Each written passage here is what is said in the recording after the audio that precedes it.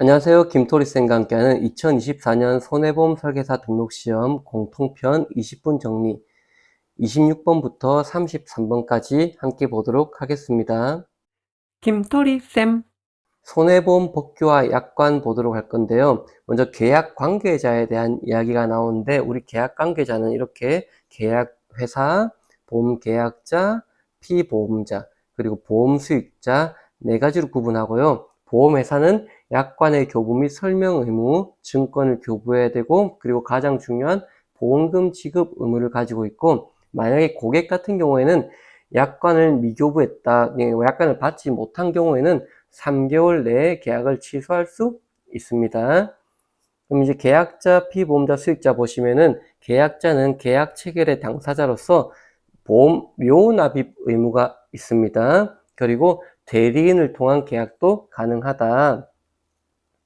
그리고 피보험자 볼 텐데요. 손해보험에서는 피보험 이익의 주체가 된다 이렇게 표현할 건데 피보험 이익이란 건 우리가 뒤에 짱표에서 한 번 더 배우게 될 거니까 지금은 그냥 피보험자는 손해보험에서 피보험 이익의 주체가 된다 이렇게 봐주시면 되고 그리고 여기 보험금 청구권을 갖는 자가 여기도 있고 밑에 보험 수익자에도 있거든요. 이건 어떻게 정리할 거냐면은 손해보험에서는 보험금 청구권을 갖는 자가 피보험자가 되는 거고 임보험, 그러니까 사람을 대상으로 하는 보험에서는 보험금 청구권을 갖는 자가 보험 수익자가 되는 겁니다. 그래서 시험에서 손해보험에서 보험금 청구권을 갖는 자 이렇게 물어보면 답은 피보험자가 되는 거고 임보험에서 보험금 청구권을 갖는 자 이렇게 물어보면 보험 수익자가 됩니다. 당연히 그래서 보험 수익자라는 개념은 손해보험에는 있지 않다가 정답입니다.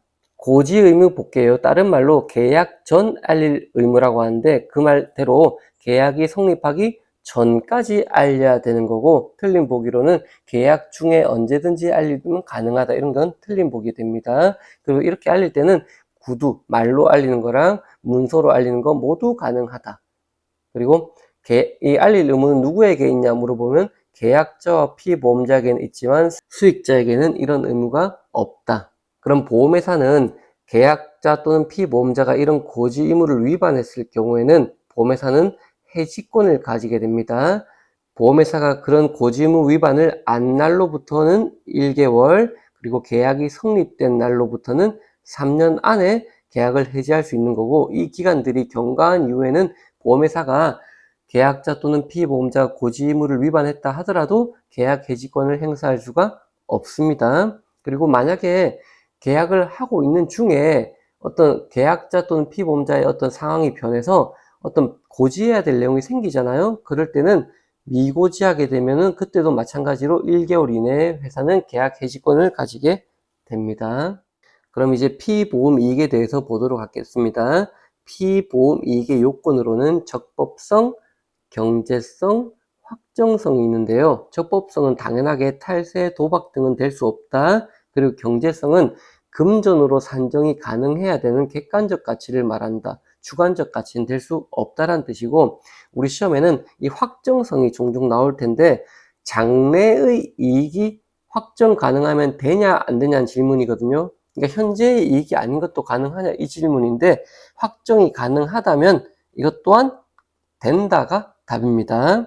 그리고 이런 피보험이익은 생명보험에는 있냐 없냐라고 하면 없다라고 하시고 손해보험에서만 인정이 되는 개념이다. 그리고 초과 이런 피보험이 있음으로 해서 초과보험이나 중복보험이 방지되고 있고 하나의 물건 즉 동일 목적물에 대해서 여러 가지 피보험이익이 가능하냐라고 물어볼 수 있거든요. 그때도 가능하다가 답입니다. 그러니까 예를 들면 TV란 하나의 목적물이 있는데 이때 도난보험도 들 수 있고 이 TV에 대한 배상 책임보험도 들 수 있는 거거든요. 그래서 하나의 목적물에 여러 가지 피보험 이익도 가능하냐가 답이다. 영업보험료 볼게요. 우리 시험에 영업보험료라고 나오면 이게 무슨 보험료야 할 수 있는데 그냥 일반적으로 우리가 내는 보험료, 납입보험료의 정식 명칭을 영업보험료라고 하는 겁니다. 이런 영업보험료는 크게 진짜 보험 때문에 내는 순보험료와 회사가 가져가는 사업비, 이 사업비를 우리 시험용어로는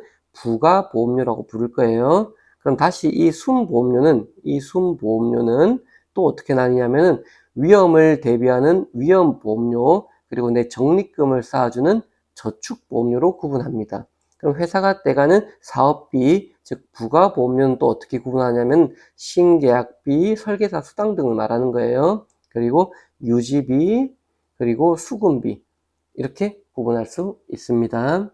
그럼 이번에는 뭐 전부보험, 일부보험, 초과보험 이런 개념들에서 조금 알아볼 건데요. 제 생각에는 요 파트가 꽤 헷갈리고 어려운 거니까 요 파트는 꼭 캡처해서 문제를 여러 번, 이 장면을 여러 번 학습해 주시기 바랄게요.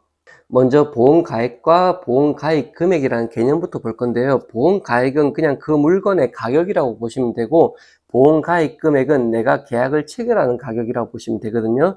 그럼 전부보험부터 보시면은 보험가액까지 내가 보험을 가입한 거예요. 금액으로 예시를 들면은 1억짜리 집이 있으면은 1억을 다 든 거를 전부보험이라고 하는 겁니다. 그럼 보상 방법은 어떻게 우리가 암기하실 거냐면은 원칙을 실손으로 외우세요. 원칙을 그냥 다 실손 보상을 한다라고 외우시고, 이따 할 거지만 내가 보험 가액, 즉 1억보다 적게 가입하는 경우가 있거든요. 그럴 때는 비례 보상한다라고 공부할 건데, 이건 하면서 하나씩 보도록 할 거예요. 그리고 보상 한도는 어떻게 공부할 거냐면은 두 개 중에 비교해서 작은 거 한도로 보상해준다, 이렇게 이해하시면 되고, 그게 만약 같은 금액일 경우에는 가입 금액이 한도로 보상해준다. 이것도 이해 못하겠다. 그러면 그냥 시험에서 가입 금액 한도로 하시는 게 훨씬 더 높은 확률로 정답이 되는 겁니다. 하나씩 더 살펴볼 거예요.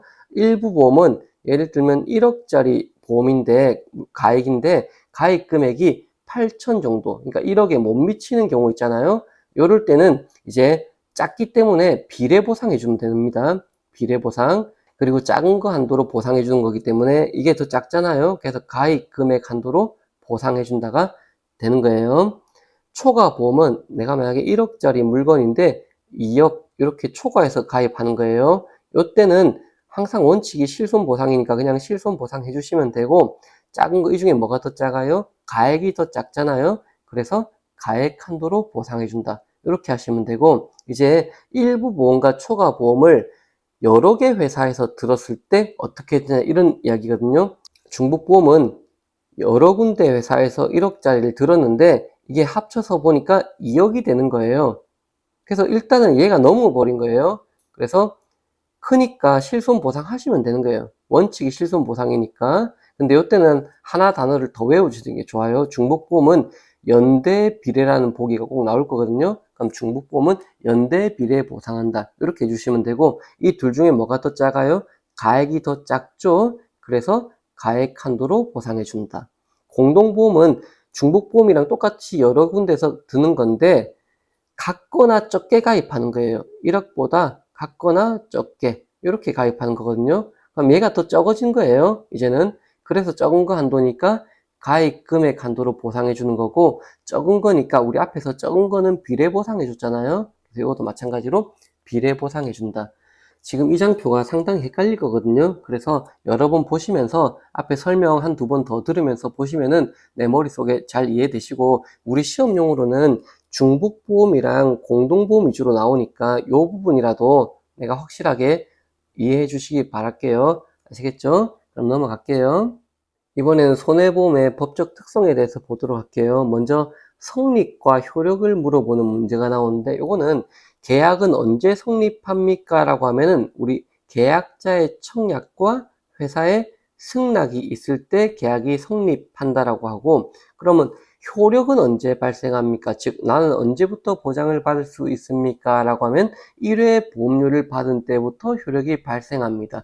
이게 출제자 입장에서 너무 내기 좋고 쉬운 문제거든요. 성립과 효력 시기를 구분할 수 있는지를 물어보는 문제고, 여기서 한 걸음만 더 나간다면 이 시기가 같은 날이 아닐 수가 있잖아요. 즉 성립하는 시점이 효력 시점보다 더 빠르거나 늦을 수도 있고, 효력 시점이 더 빠르거나 늦을 수도 있기 때문에 그럴 때 우리는 그런 보험을 어떤 보험이라 부르는지도 아셔야 되거든요. 그래서 성립 전에 효력이 발생한다. 즉 승낙하기 전에 내가 먼저 1회 보험료를 냈다는 거죠. 그러면 먼저 효력이 발생하기 때문에 이때는 소급보험이라고 우리는 이름을 붙이는 거예요. 그리고 성립 후에 효력이 발생한다. 이 말은 승낙한 이후에 1회 보험료를 냈다는 거거든요. 이럴 때는 앞으로부터 보험의 효력이 발생한다 해서 예정보험이라고 이름을 붙이게 됩니다.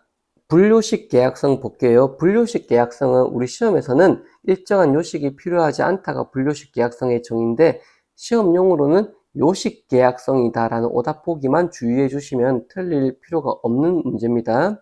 그 다음 사행 계약성은 키워드가 우연한 사고란 단어가 내 눈에 보였잖아요. 그러면 어떤 계약성? 사행 계약성을 찍어 주시면 되고요. 부합 계약성은 정형화된 약관을 포괄적으로 승인한다. 이런 두 개의 키워드가 너무 좋은 부합 계약성을 우리가 따내는 키워드고요. 틀린 보기로 계약자 불이익의 원칙 이런 말은 틀리고 정확한 키워드는 작성자 불이익의 원칙이 되겠습니다. 그리고 만약에 보험회사가 파산을 하게 되면은 그때는 계약자는 계약을 해지가 가능하고 3개월이 경과하면은 보험 계약의 효력은 당연히 상실하게 됩니다.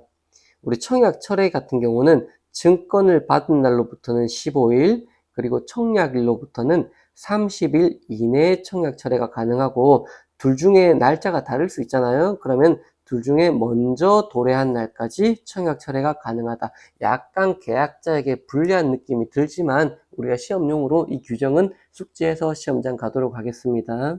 보험 목적의 양도 보도록 하겠습니다. 유효한 보험 계약에 한해서만 양도가 가능하고 동산도 양도가 되고 부동산도 양도가 되고 유체, 무체, 동산 모두 양도가 가능하다가 되겠습니다. 뭐는 안 된다 이런 보기는 틀린 거고 그 다음에 이런 양도할 때는 물권적 양도를 해야 되고 채권만 양도하는 것은 되지 않는다. 여기까지 봐주시면 됩니다. 그리고 보험자 대위, 대신해서 권리를 행사하는 걸 대위라고 하는데 목적에 대한 잔존물 대위를 물어볼 때는 그 보험회사가 그 보상금을 전부 지급한 때 대신 권리를 행사할 수 있는 대위권이 이전되는 거고 제3자에 대한 청구권 대위를 물어볼 때는 일부만 지급해도 그 지급한 범위 내에서는 권리 행사가 가능하다라는 게 나오거든요. 요거는 그냥 외우시면 돼요. 이제 물건에 대한 대위는 전부 지급한 때부터 권리 행사가 가능하고 청구권 대위는 일부 지급도 가능하다. 이렇게 정리하시고 이런 거는 물건에 대해서만 가능한 거거든요. 그래서 임보험에서는 보험자 대위라는 말 자체가 없습니다. 그리고 손해보험에서는 그 개념이 인정된다. 보험사업 허가, 이런 허가, 인가, 허가, 승인 이런 거는 전부 금융위원회라는 곳에서 해주는 거고 시험 보기로 금감원에서 한다 이런 말은 틀린 보기가 됩니다. 그럼 이런 금융 보험 사업의 허가를 받을 때는 어떤 서류 등이 필요하냐 해가지고 정관 그리고 앞으로 내가 사업을 개시하게 되면 3년간의 사업 계획서 그리고 기초 서류 등이 필요하거든요. 그럼 다시 이런 기초 서류 등은 어떤 서류가 있는지도 우리 공부하셔야 되거든요. 그래서 아래쪽에 보시면은 이런 기초 서류는 사업방법서, 보험약관, 보험료 및 책임준비금 산출방법서 이렇게 세 개가 있는데 이 세 개를 우리 생소하잖아요. 하지만 우리 객관식이니까 끝단어만 방법서, 약관 이렇게 외워주시면은 우리 객관식 문제를 맞추는 데는 큰 어려움 없이 맞출 수 있을 거예요. 그리고 손해보험회사에서는 임보험을 넣을 때 사망을 주계약에 못 넣고 질병 사망 같은 경우는 특약으로만 넣을 수 있거든요. 근데 이 특약을 넣는다 해서 무제한적인 보장이 되는 건 아니고 한도가 정해져 있습니다. 보장 기간은 몇 세까지만 80세까지만 가능하고 최대 가입 금액은 2억 이내에서만 가능하다. 이건 단순 암기니까 보험 만기 기간은 몇 세까지? 80세까지 가입 금액은 몇 억까지? 2억까지 이렇게 외워주실 거고 지금 제가 환급금이 납입보험료보다 같거나 작은 보험을 이렇게 적어놨거든요. 같거나 작은 보험 그 말을 다른 말로 하면 보장성 보험이 되는 거예요. 보장성 보험. 그래서 우리 질병 사망 특약을 넣을 수 있는 상품은 저축성 보험은 안 되고 보장성 보험만 가능하다. 이렇게 정리해 주시면 됩니다. 또는 시험에서 보장성 보험이란 말을 친절하게 안 주고 환급금이 납입보험료보다 같거나 적은 보험만 가능하다. 이렇게 말로 풀어 설명할 수 있으니까 그 부분도 유념해서 봐주실게요. 그럼 이제 금융감독원이 어떤 일을 하는지 보면은 금융감독원은 금융기관을 검사하거나 감독 업무를 수행하는 거고, 분쟁조정위원회 또한 금융감독원에 설치되어 있다. 이런 내용들은 뭐 자잘한 내용들이니까 너무 깊게 보지 마시고, 이 중에 내가 외워야 될 게 뭐가 있냐 딱 판단하신 다음에 그것만 탁탁 외워서 시험장 가주시면 됩니다. 이번에는 진짜 단순 암기인데, 보험회사가 사업을 할 때 최소 자본금을 물어본 내용이거든요. 그래서 그냥 정말 단순 암기거든요.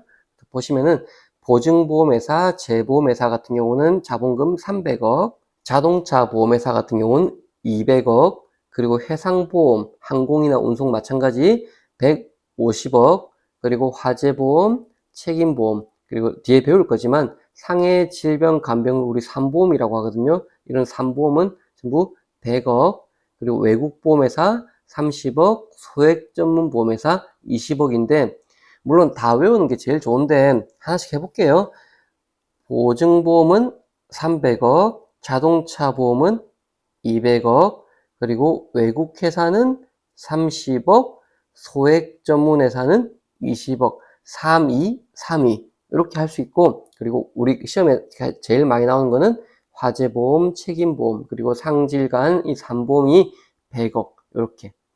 물론 해상보험이 나왔을 수도 있거든요. 이렇게 해서 사실 다 외우는 게 제일 좋아요. 그래서 한 번만 더. 보증보험은 300억, 자동차 보험은 200억, 해상보험은 150억, 화재 책임 3보험은 100억, 외국은 30, 소액은 20. 이렇게 기억할게요. 김토리쌤. 이번에는 모집 질서 관련 법규 및 민원 사례에 대해서 함께 살펴보도록 하겠습니다. 먼저 3대 기본 지키기라고 해가지고 청약서 부본 전달, 약관 전달, 자필 서명 이렇게 세 개를 우리 3대 기본 지키기라고 하는데, 앞글자 따서 청약자 이렇게 외워도 되시니까 꼭 외워주시고, 이런 의무를 회사가 다하지 않은 경우에는 계약자는 3개월 내에 계약을 취소가 가능하다 이렇게 해주시면 됩니다. 그리고 모집자 실명제라고 해가지고 우리 설계사분들이 어떤 안내자료나 청약서를 줄 때 거기 구석에 보시면은 소속 그리고 연락처, 성명이 적혀 있거든요. 이건 사실 설계사분이 적는 게 아니고 자동으로 인쇄하면 이게 나오는 겁니다. 그래서 시험 문제에 모집자 실명제 항목에 포함되지 않는 것을 고르셔 하면은 아닌 예로 주민번호 같은 게 나와요. 이거는 설계사도 인권을 보호해줘야 되니까, 그죠? 주민번호는 아니다, 아닌 거에 대표적인 예시고, 과태료는 만약에 이 의무를 위반하면은 1천만 원 이하의 과태료를 부과한다 이렇게 되어 있습니다. 그리고 그 밑에 상품 설명제를 볼 건데, 상품 설명제가 원칙인데 몇 가지 면제되는 경우가 있는데, 우리 시험으로는 면제되는 경우를 물어보거든요. 그래서 이것만 좀 간단하게 볼게요. 전문 보험 계약자가 체결한 계약, 그리고 통신수단을 이용한 모집, 그리고 동일한 조건으로 갱신되는 보험, 그리고 가입 조건을 미리 정한 경우에 그 범위 내에서 체결되는 계약의 경우에는 이 네 가지 경우에는 상품 설명이 면제된다 이렇게 봐주시면 됩니다.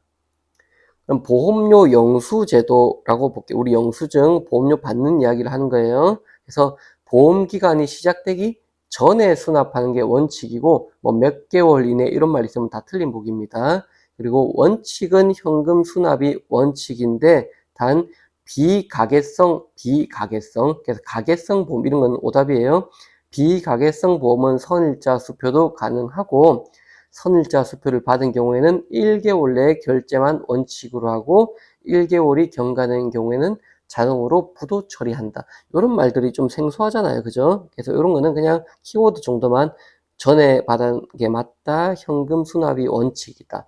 비가계성은 수표도 되는데 수표는 1개월만 가능하다. 1개월 지나면 부도 처리된다. 이렇게 키워드 정도만 기억하도록 하겠습니다. 이번에는 실손 판매 절차에 대해서 볼 건데요. 먼저 실손보험은 중복돼도 보상을 다 못 받고 비례보상 받게 돼 있거든요. 그래서 판매하기 전에 이런 거를 좀 세세하게 따져줄 필요가 있습니다. 절차 보시면은 의료비 조회에 동의하는 걸 먼저 받아야 되고, 그 다음에 중복가입 조회와 결과를 안내해야 되고, 그리고 돈을 중복으로 주지 않은 나눠준다는 비례보상을 설명해야 되고, 그리고 계약을 체결하면 되는 거거든요. 그래서 의료비 조회 동의, 중복가입 조회 및 결과 안내, 그리고 비례보상을 설명하고 청약서 작성 이렇게 해주시면 되고, 보험 안내 자료 필수 기재사항 보시면은 이걸 다 외우지는 말고 이런 것들이 있구나 정도만 봐주시고, 우리 시험용은 언제나 객관식이기 때문에 아닌 것만 외우면 되거든요. 그래서 납입 방법이랑 지급 조건, 이게 좀 헷갈리는데 지급 제한 조건은 알려주는 게 맞아요. 근데 지급 조건은 알려줄 필요가 없다. 아시겠죠?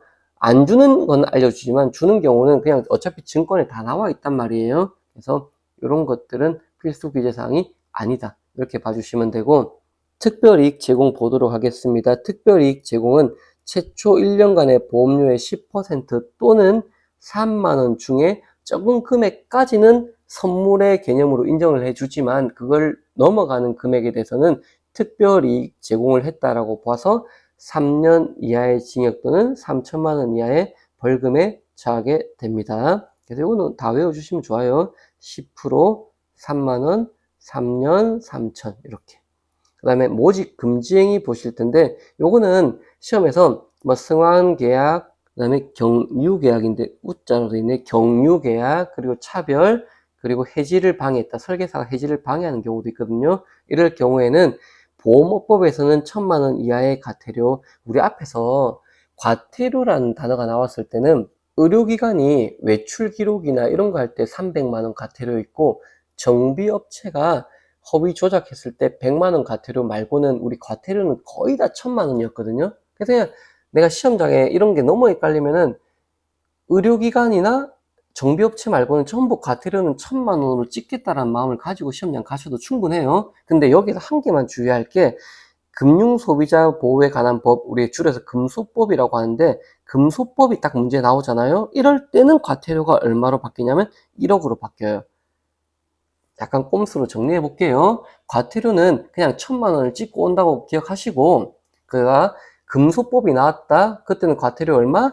1억. 이렇게 정리할게요. 아시겠죠? 대신에 의료기관은 300만 원, 정비업체는 100만 원. 그것도 같이 외워주시면 좋습니다. 기타 금지행위 보도록 할게요. 무자격자 모집은 해당 계약 보험료의 50% 이하의 과징금, 이때는 또 이름이 과징금으로 바뀌는 거니까 아까 과태료 우리 1,000만 원 외웠던 거랑 다른 겁니다.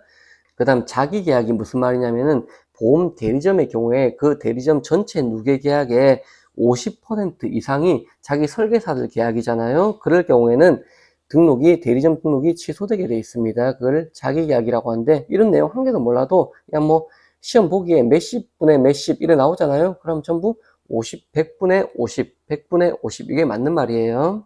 이번에는 이름이 좀 긴데 공정경쟁 질서 유지에 관한 협정인데, 우리 시험 문제로 이걸 전부 다 주는 문제도 있지만 그냥 자율협정 이렇게 이야기하거든요. 이게 법이 아닌 거예요. 우리가 앞에서 살펴봤던 거는 전부 보험업부에서 정한 우리에 주는 과태료 등이 되는데, 요거는 그냥 우리끼리 하는 제재금의 형식입니다. 특별이익부터 보도록 하겠습니다. 특별이익이 무슨 말이냐면은 이게 원래 3천만 원짜리인데 내가 너에게만 특별히 2,500만 원에 팔아주겠다 이 소리예요. 그래서 500만 원을 지금 부당이익을 준 거잖아요. 이런 경우에 직원이 잘못하는 것과 설계사가 잘못하는 것, 아니면 이렇게 주겠다고 약속만 한 상태의 경우에서 그 제재금이 달라지거든요. 하나씩 볼게요. 만약에 똑같은 케이스를 놓고 본다면은 직원이 잘못했을 경우에는 적용 보험료 2,500에 팔았죠. 그 다음에 이익 제공액 500을 더 주겠다고 했으니까 두 개 더해서 3천만 원을 제지금으로 보는 거예요. 아시겠죠? 그래서 이 최저 한도는 200에서 5천이 된다. 요것도 같이 봐주시면 좋고, 만약에 똑같은 경우를 설계사가 잘못하잖아요. 그럼 적용 보험료의 50% 더하기 이익 제공액이 되기 때문에 이때는 2,500의 50%인 1,250만 원이 되고, 이익 제공액은 500 그대로 되니까 여기다가 500을 더하면은 1,750만 원이 특별이익이 제재금이 되는 겁니다. 그리고 이거는 100만 원부터 3천만 원까지가 그 한도가 되겠습니다. 그리고 아직 특별이익을 제공하진 않고 그 제공의 약속까지 한 경우에는 적용 보험료의 20%를 그 제지금으로 하고 100에서 1000이 그 한도가 됩니다. 요 경우 보시면 아직 제공을 안 했기 때문에 500은 상관이 없고 2500의 20%인 500만 원이 제재금이 되겠습니다. 경유계약에 대한 처리 보도록 할게요. 이것도 마찬가지로 직원이 하는 것과 종사자가 하는 걸 구분하는데, 직원이 자기네 모집 종사자에게 계약을 넘겨서 대신하게 하는 것은 수당 전액을 재지급으로 보게 되어 있고, 모집 종사자가 타 대리점 설계사에게 계약을 넘겨서 하는 것은 수당의 50%를 그 재재금으로 봅니다. 약간 앞에서 느낌을 보시면 알겠지만 직원이 잘못한 건 전액이고 모집 종사자가 잘못한 건 50%만 적용한다는 겁니다. 승환계약은 내가 회사를 옮기면서 기존의 계약을 해지하고 새로운 계약으로 만드는 건데, 이때는 건당 재지금이 100만 원이고 한도는 3천만 원으로 정하고 있습니다. 허위사실 유포 보시면은 다른 회사에 대한 허위사실 유포는 30만 원에서 1000만 원까지 재재금을 하는데, 틀린 보기로 다른 설계사에 대한 허위사실 유포 있거든요. 이건 아예 재재금이 없는 거예요. 그래서 아예 틀린 보기가 다른 설계사에 대한 허위사실 유포가 되겠습니다. 자, 공통 파트 마지막 장표네요. 장애인 차별금지법에 대해서 우리 볼 건데요. 장애인을 악의적으로 차별했다. 그러면 3년 이하의 징역 또는 3천만 원 이하의 벌금에 처하게 되고, 누가 처하게 된다? 법원이 그 제재를 하게 됩니다. 예외로 처벌 제외하는 거는 우리 앞선 파트에서 공부했던 무효사유에서 상법에 보시면은 15세 미만자, 심신상실자, 심신박약자, 이들의 경우에는 사망담보 계약을 하는 게 전부 무효가 되거든요. 그럼 혹자는 이렇게 말할 수 있잖아요. 그러면 심신상실자와 심신박약자를 계약을 안 받아주는 것도 차별이 아닌가요? 라고 할 수 있는데, 이런 규정이 왜 정해졌냐면 이들을 보호하기 위한 거거든요. 이들이 누군가에게 사망의 목적으로 이용되지 않게 하기 위한 거기 때문에 요거는 장애인 차별이라 보지 않는 겁니다. 그러니까 다시 말하면 해도 가능하다. 이렇게 이들을 계약을 안 받아주는 것도 처벌받지 않는다가 맞는 말입니다.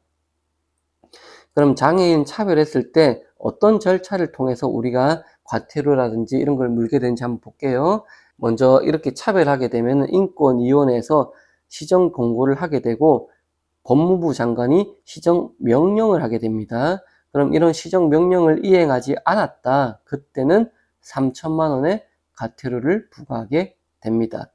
그럼 이런 장애인 차별 신고 센터는 어디서 운영하고 있냐면 우리 이 시험의 주관인 손해보험협회에서 주관하고 있고, 이 신고는 누가 하냐면 장애인 또는 장기기증자의 본인 또는 본인의 대리인이 신고를 하는 거고, 오답 보기로는 보험회사의 직원이 신고한다. 이런 보기는 틀린 보기가 됩니다. 여기까지 공통해서 우리 33번 문제까지 살펴봤고, 이후에 제3보험 영상도 이어지니까 많은 관심 부탁드리겠습니다. 수고하셨습니다. 김토리쌤